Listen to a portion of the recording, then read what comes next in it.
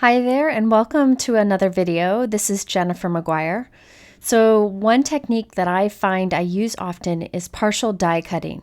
Partial die cutting is an excellent way to get a new look out of dies that you may have. And today I'm going to do a few different twists on the partial die cutting technique. I have several examples for you, so I'm hoping that you learn something along the way. My first example is the one you see here. This actually uses double partial die cutting, and you end up with a large die with an area in the center that's perfect for a stamped sentiment. I'm using the die on the right. These two dies are part of the Spellbinders June Large Die of the Month, and I'll link to it below. I really like these intricate large outline dies, and they're perfect for today's technique. I'll use the die on the left in my next card. I'm using a manual die cut machine today simply because I thought it'd be a nice change of pace. This is the Spellbinders Platinum 6 die cut machine. I'm going to cut 4 or 5 of this intricate rose die from white cardstock, and I'll set that aside. Any die cut machine should cut this die very nicely, and you'll end up with large intricate die cuts. Next, I'm taking a piece of white cardstock that's 4 1/4 by 5 1/2. I'm drawing 2 pencil lines towards the bottom. These will kind of mark the area where I want my stamped sentiment to be. Next, I'm taking that same die and I'm taping it onto that about where I want my large die cut to end up on the front of a card. Now it's time for the partial die cutting. We're going to do it twice with this piece. The first time, I'm lining up the edge of the top cutting plate with one of those pencil lines. So the bottom cutting plate and all the shims are all there, but the top cutting plate is kind of set short. So the only thing that will cut is anything under that top cutting plate. So that to the left there will cut, but everything hanging out to the right will not cut. So we'll end up with a partial die cut. So I'll run this through my die cut machine, and you'll see only that portion cut that was under the plate. And here I'll flip it over so you can see. Now I'm going to do the same thing again, but with the other side. So we're doing another partial die cutting. Again, the top cutting plate is offset a bit, lined up with my other pencil line. Anything under the plate will cut. Anything sticking out there to the right will not cut. Run that through, and we end up with this area where everything's cut except that area between the pencil lines. Now I'm just going to erase the pencil lines so you can see that this is continuous. So we end up with this intricate die cut except for this open area in the center for the sentiment. So I'm going to pop out all the little bits that I can, but there are bits that are still attached that we need to cut away. So I'm drawing my pencil lines back in because I'm going to use them to know where to cut. So I have a straight edge here and a craft knife, and I'm just going to cut along that pencil line and cut away any parts of the die cut that we need to remove. So it's kind of in between the floral pattern. It's very easy to do. It doesn't have to be perfect. Once you've done it, you can pop the pieces out and you can see we have that straight line there.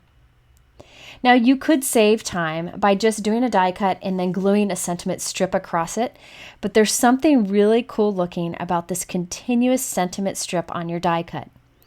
Because it's attached, it looks like the die came that way. But really, we just did it with partial die cutting on both sides.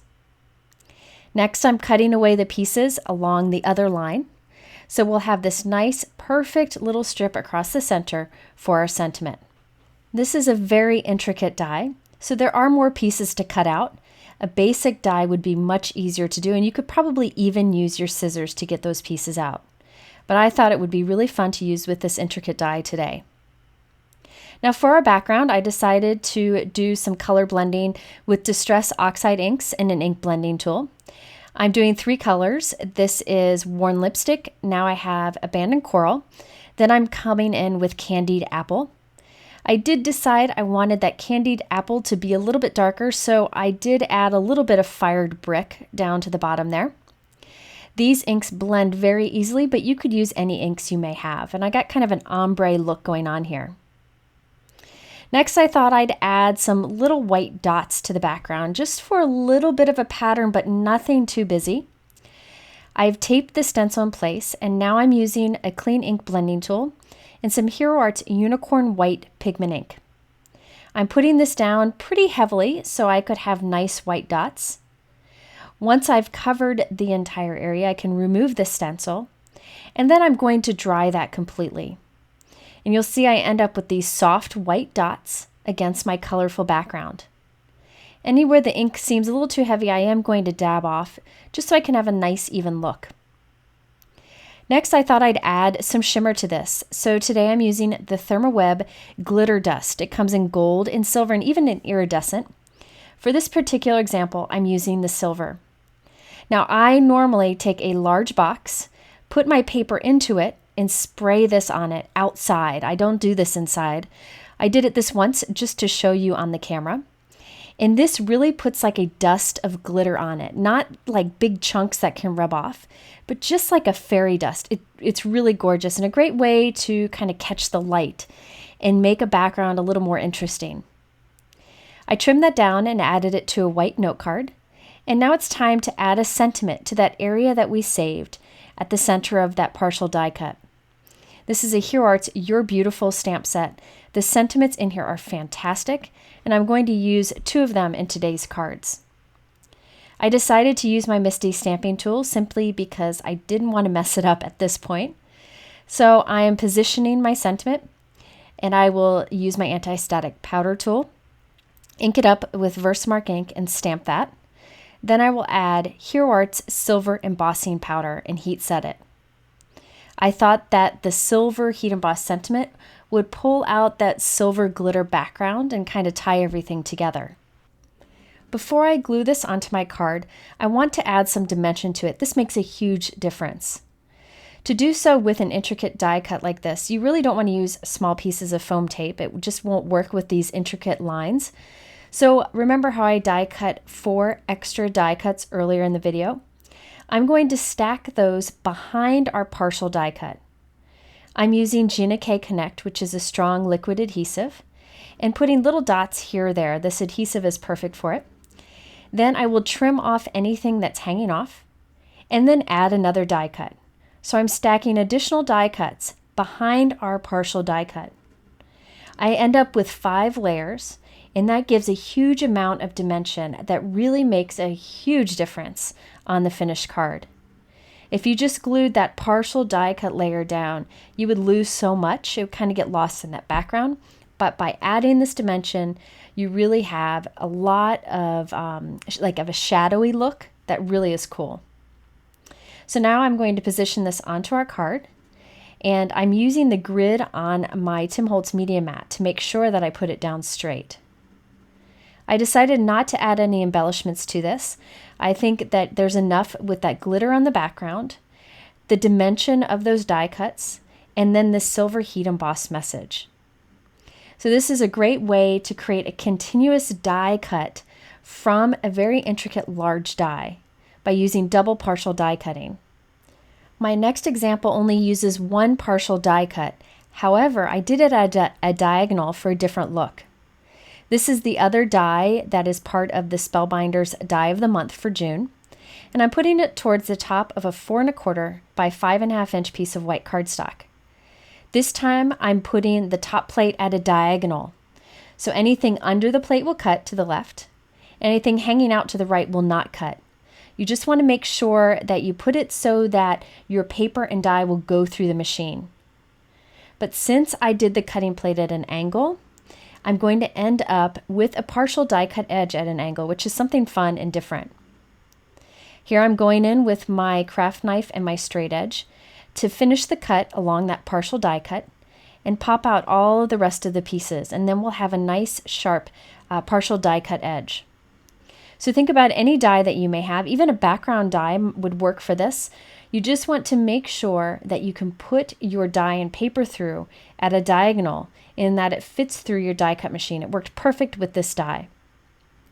For the background, I'm applying a few different Distress Oxide inks, getting kind of a blended look again with Cracked Pistachio, Lucky Clover, Evergreen Bough, and some peacock feathers. I then sprayed that with gold glitter dust. Earlier I used the silver. This time I used the gold. And I'm gluing that to a 4 1/4 by 5 1/2 inch top folding note card. Now it's time to stack some additional die cuts behind our partial die cut piece so we get that dimension. So I die cut 4 more of the rose die, and I'm just cutting off at that diagonal because we don't need that whole piece. We could have left the whole piece together, but I cut a little bit off. And then I'm using my Gina Connect adhesive to glue these additional die cut pieces on the back of our partial die cut piece. Each time I glue it down, trim off the edges to line up with the piece we already have, and then I go and I glue another layer. So I end up putting 4 on the back. Now for the bottom part, I want that to have dimension too. So I cut a piece of white craft foam to fit, used my liquid adhesive to adhere it, and now I'm adding this all onto our inked background note card. At this point, I forgot to put liquid adhesive under the intricate part of the die cut. We definitely want that to stay secure. So there we go, we can add that onto our card. And that's all I did. I added a silver heat embossed sentiment from that same Hero Arts You're Beautiful stamp set. This one says, I can't thank you enough, but it won't stop me from trying. And then I can add my personal message on the inside. Now I had some leftover pieces from that card and I decided to use them on a quick card here. This has no partial die cutting, just all of those little die cuts on the edge were left over from the last card. So I inked up in a background with Lucky Clover. We have some Salty Ocean and some Wilted Violet Distress Oxide inks. And then I added the little extra pieces of die cuts around the edge. And I added some pearls. Now the sentiment in the center is white heat embossed there. You definitely need to make sure your background is dry completely before doing that. And that sentiment is from this Gina stamp set. I've used this one before in videos and it's fantastic because it fills the center of a card very nicely. So I was able to put together that bonus card very quickly. Okay, now back to partial die cutting. This one again does double partial die cutting, but I wanted to show you how you can completely change the look of a die. I'm using a beautiful floral circle die from Spellbinders. Love this die. And we're going to tape it down onto a 4 1/4 by 5 1/2 inch white cardstock piece toward one edge. We'll do partial die cutting. Again, anything under the plate will cut. Run that through the machine. And here you can see the first partial die cutting. I'm then going to remove the die, rotate it, and put it towards the other edge. And do the same thing, another partial die cut edge. So our top and the bottom will be the same, just kind of symmetrical, with this empty area in the center for our sentiment. So now I can use my straight edge and my craft knife to continue the cut across. And there you can see the final piece. I did die cut a bunch more of the same die so that I had some to glue underneath to stack as I did before. For the sentiment in the center, I used the Simon's Stamp Beautiful Flower stamp set. This is a beautiful set with wonderful sentiments, and I thought these sentiments would be perfect along the center of this partial die cut piece. So here's the finished card. I did the same things that I did earlier, stacked additional die cuts behind it, and then I created an inked background with Wild Honey, Squeezed Lemonade, and Abandoned Coral Distress Oxide inks. I sprayed that with gold glitter dust and then glued everything together on a 4 1/4 by 5 1/2 inch note card. So this shows you that you can use partial die cutting and move your die to get a different look from it. Instead of having a circle that's completely different, we have a card where the top and the bottom are the same, and you have that area in the center that's perfect for your sentiment. I have one more card to share with you, and this one actually doesn't have any partial die cutting, but it does show you something fun that you can do with stacked intricate die cuts like the one we're using today. I'm just going to show you parts of the technique since it's very simple to pull together. I created a background that's 4 by 5 1/4 and added Twisted Citron, Lucky Clover, and Peacock Feather Distress Oxide inks. I'm using an old My Favorite Things stencil, I think it's discontinued, and applying white pigment ink over it. Next, I have this beautiful Spellbinders die. I die cut 5 of these from white cardstock, and I stack them together with liquid adhesive, and I'll add that to the center of our card. Now, since this die cut has so much dimension, I'm going to fill in all those open areas with Tonic Crystal Glaze. This product flows very nicely out of the bottle and will fill in those areas nicely. You can use a piece of scrap cardstock to kind of push it into the tight areas, but really it fills it in nicely.